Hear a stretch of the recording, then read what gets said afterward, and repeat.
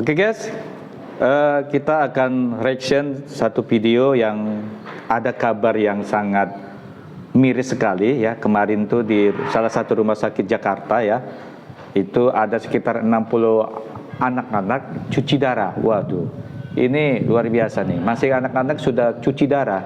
Setahu saya dulu yang cuci darah itu biasanya orang dewasa. Coba kita perhatikan ya, kita ikuti videonya.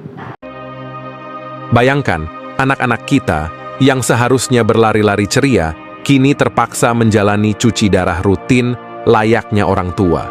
Bukan hanya satu atau dua, tetapi puluhan anak di Indonesia kini harus menjalani prosedur medis yang seharusnya jauh dari kehidupan mereka. Apa yang sebenarnya terjadi? Bagaimana gaya hidup modern kita telah merampas masa kecil mereka yang tak berdosa? Tetap bersama kami, karena fakta-fakta mengejutkan ini akan membuka mata Anda tentang ancaman kesehatan yang menghantui generasi mendatang. Assalamualaikum warahmatullahi wabarakatuh. Sobat channel Kabar Langit, terungkapnya fakta bahwa 60 anak harus menjalani cuci darah rutin di Rumah Sakit Cipto Mangunkusumo pada Kamis 25 Juli 2024. Telah memicu keprihatinan publik yang mendalam. Tahun ini, guys. Fenomena ini menggambarkan betapa seriusnya masalah kesehatan yang dihadapi oleh anak-anak Indonesia saat ini. Cuci darah, sebuah prosedur yang biasanya dijalani oleh orang dewasa, bahkan lanjut usia, kini harus dihadapi oleh anak-anak yang seharusnya menikmati masa kecil mereka dengan penuh keceriaan.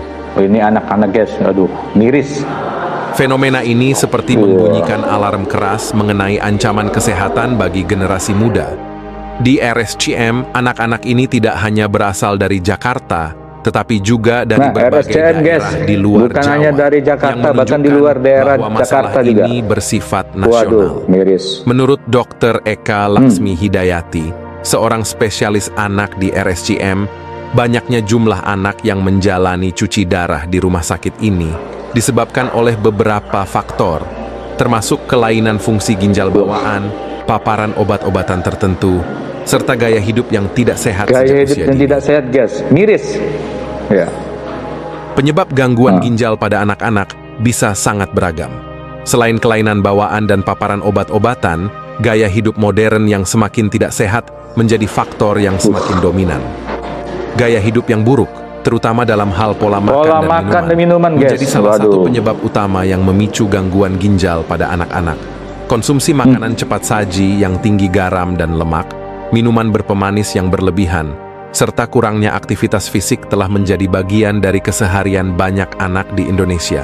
Faktor-faktor ini secara kolektif berkontribusi pada meningkatnya kasus obesitas dan diabetes pada anak-anak, yang keduanya merupakan faktor risiko utama gangguan ginjal. Salah satunya adalah faktor makanan dan minuman, guys ya. Makanan cepat saji dan minuman-minuman yang ya memang tidak kelihatan sehat, tapi sebenarnya tidak sangat sehat, guys ya. Kita lihat lagi ya. Kisah Faris, seorang anak berusia 8 tahun yang harus menjalani cuci darah 2 kali seminggu, memberikan gambaran nyata tentang dampak buruk dari gaya hidup tidak sehat pada anak-anak. Selama 4 bulan terakhir, selang kateter untuk hemodialisis sudah dipasang di dadanya, yang membuatnya harus berhenti sekolah dan terpaksa menjalani hari-harinya di atas kursi roda. Faris, yang dulunya aktif dan penuh energi, kini tidak mampu lagi berlari-lari seperti anak-anak seusianya karena mudah merasa lelah.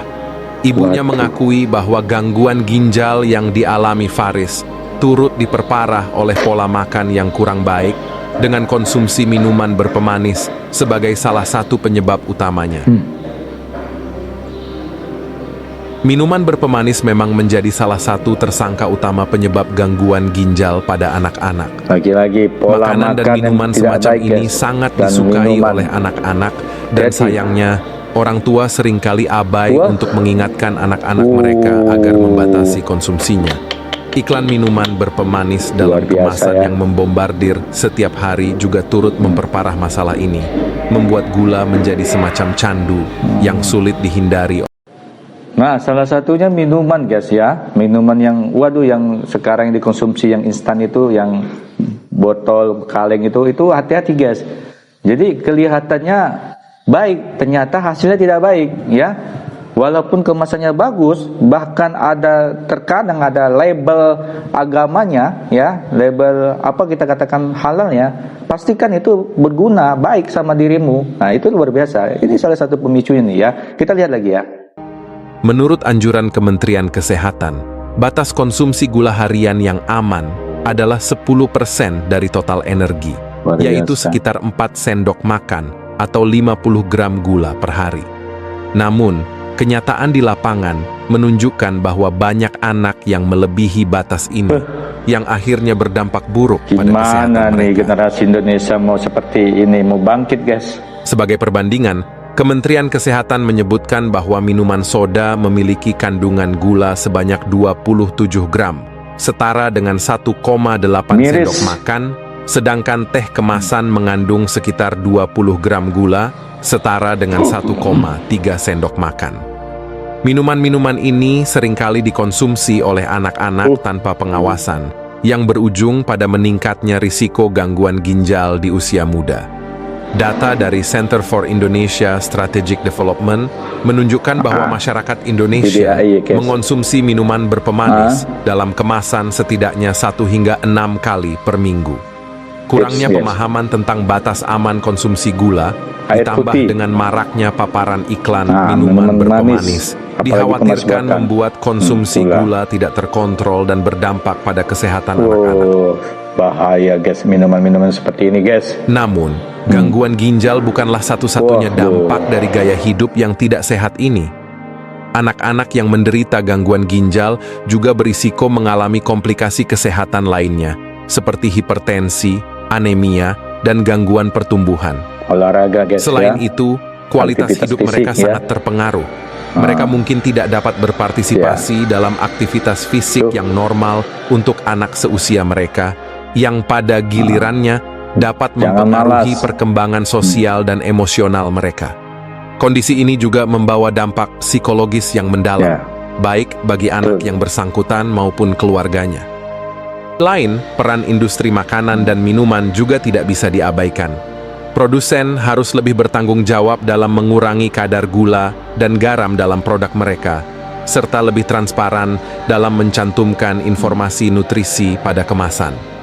Pemerintah dapat turut serta dengan memberlakukan regulasi yang ketat terkait iklan makanan dan minuman tidak sehat, khususnya yang Pola ditujukan makan kepada sehat, anak-anak. Ya, ini hanya menguntungkan sepihak guys. Ya. Wah, ini memang peran negara nih harus betul-betul handal nih guys. Jangan hanya menguntungkan pengusaha aja, tapi membuat generasi kita rusak. Ya. Itu dia. Pada akhirnya, sebagai orang tua, sudah menjadi tanggung jawab kita untuk menjaga kesehatan anak-anak, termasuk mengontrol makanan dan minuman yang mereka konsumsi. Lebih baik menolak jajanan yang manis-manis daripada harus menanggung risiko sakit parah di kemudian hari.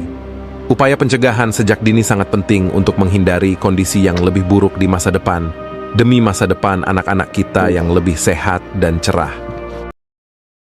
Itu perlunya lah sangat-sangat menjaga pola makan. Makanan itu guys, itu seperti yang disampaikan di surat Abasa 24. Maka hendaklah manusia itu memperhatikan apa yang hendak dimakannya.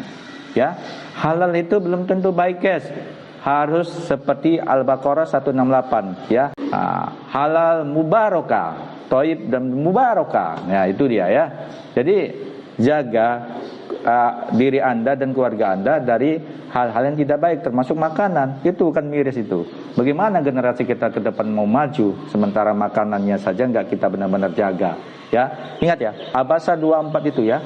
Maka hendaklah manusia memperhatikan apa-apa yang hendak dimakannya. Oke, salam sehat dari saya Zainuddin Lubis SHI. Assalamualaikum.